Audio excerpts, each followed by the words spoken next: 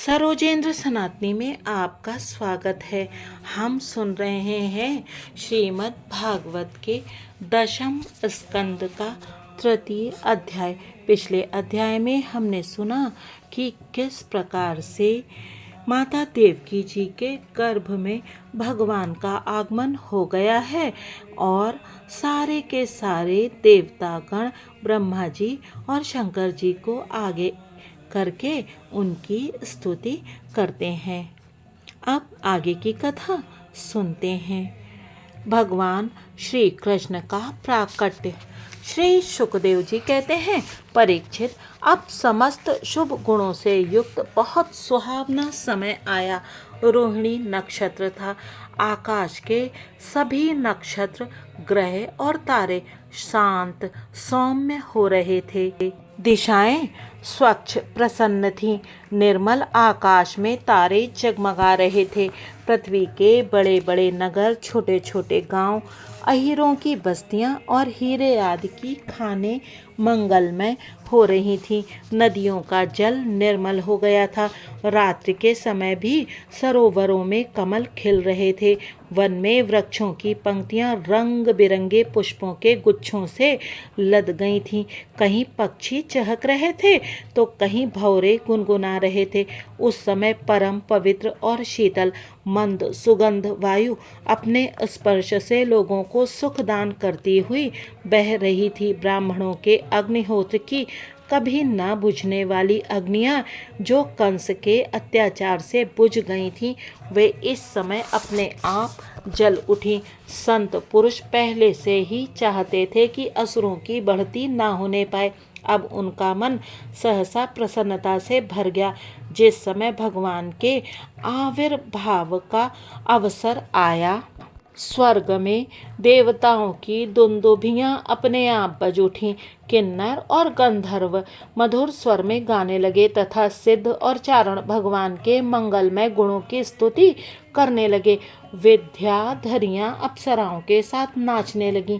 बड़े बड़े देवता और ऋषि मुनि आनंद से भरकर पुष्पों की वर्षा करने लगे। जल से भरे हुए बादल समुद्र के पास जाकर धीरे धीरे गर्जना करने लगे। जन्म मृत्यु के चक्र से छुड़ाने वाले जनार्दन के अवतार का समय था। निशीथ चारों ओर अंधकार का साम्राज्य था। उसी समय सबके हृदय में विराजमान भगवान विष्णु देव रूपिणी देवकी के गर्भ से प्रकट हुए। जैसे पूर्व दिशा में 16 कलाओं से पूर्ण चंद्रमा का उदय हो गया हो। वसुदेव जी ने देखा, उनके सामने एक अद्भुत बालक है। उसके नेत्र कमल के समान कोमल और विशाल हैं। 4 सुंदर हाथों में शंख, गदा, चक्र और कमल लिए हुए हैं। वक्ष स्थल पर श्री वत्स का चिन्ह अत्यंत सुंदर सुवर्णमयी रेखा है। गले में कौस्तुभ मणि झिलमिला रही है।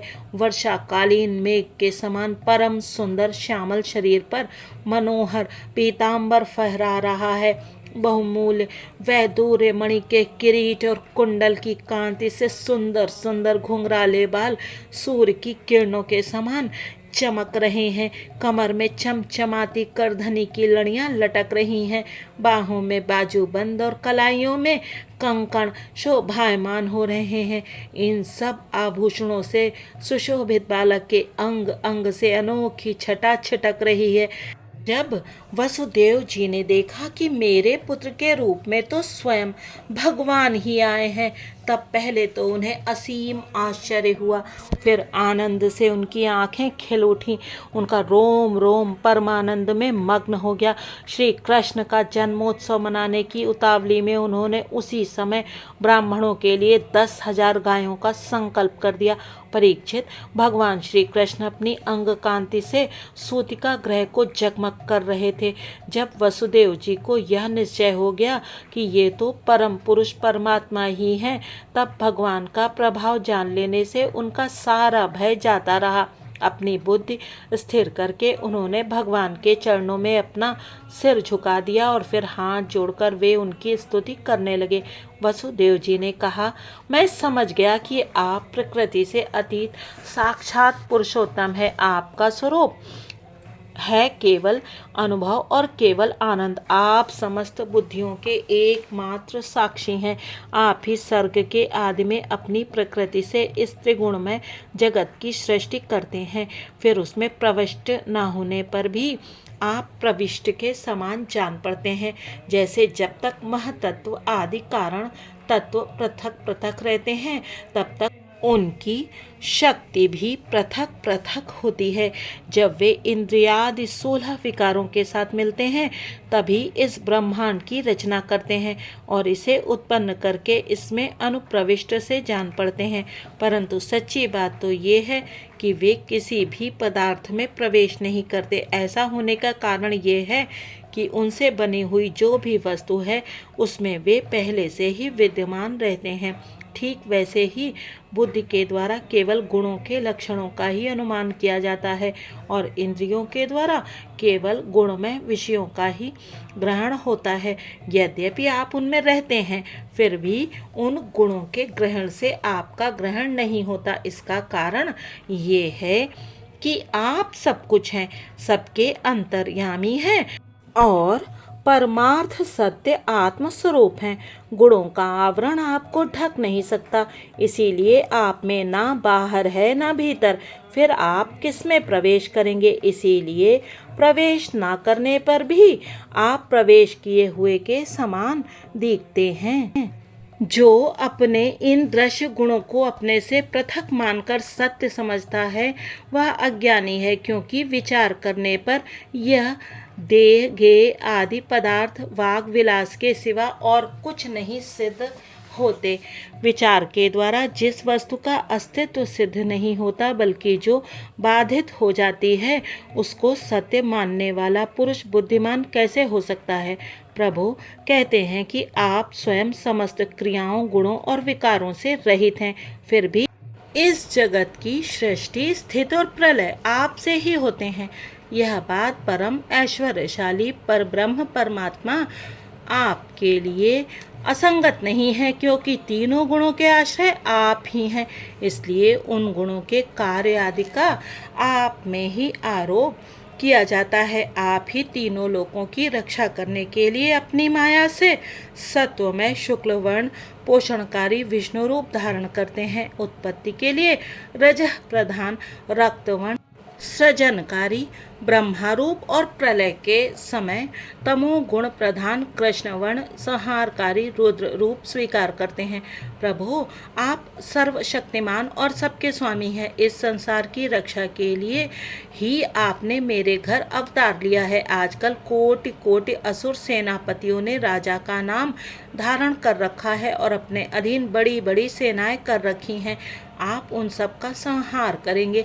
देवताओं के भी आराध्य देव प्रभु, यह कंस बड़ा दुष्ट है। इसे जब मालूम हुआ कि आपका अवतार हमारे घर होने वाला है, तब उसने आपके भय से आपके बड़े भाइयों को मार डाला। अभी उसके दूत आपके अवतार का समाचार उसे सुनाएंगे और वह अभी अभी हाथ में शस्त्र लेकर दौड़ा आएगा।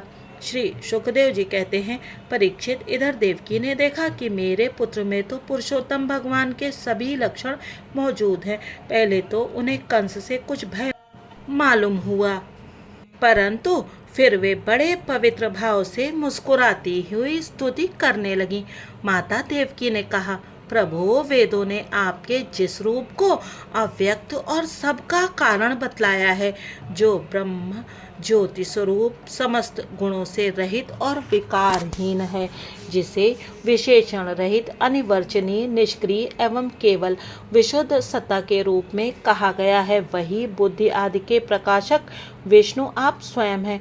जिस समय ब्रह्मा की पूरी आयु 2 परार्ध समाप्त हो जाते हैं, काल शक्ति के प्रभाव से सारे लोक नष्ट हो जाते हैं। पंच महाभूत अहंकार में, अहंकार महत्तत्व में और महत्तत्व प्रकृति में लीन हो जाता है। उस समय एकमात्र आप ही शेष रह जाते हैं। इसी से आपका एक नाम शेष भी है। प्रकृति के एकमात्र सहायक प्रभु, निमेष से लेकर वर्ष पर्यंत अनेक विभागों में विभक्त जो काल है, जिसकी चेष्टा से यह संपूर्ण विश्व सचेष्ट हो रहा है और जिसकी कोई सीमा नहीं है, वह आपकी लीला मात्र है। आप सर्वशक्तिमान और परम कल्याण के आश्रय हैं। मैं आपकी शरण लेती हूँ प्रभु। यह जीव मृत्युग्रस्त हो रहा है। यह मृत्यु रूप कराल व्याल से भयभीत होकर संपूर्ण लोकांतरों में भटकता रहा है, परंतु इसे कभी कहीं भी ऐसा स्थान न मिल सका जहाँ यह निर्भय होकर रहे।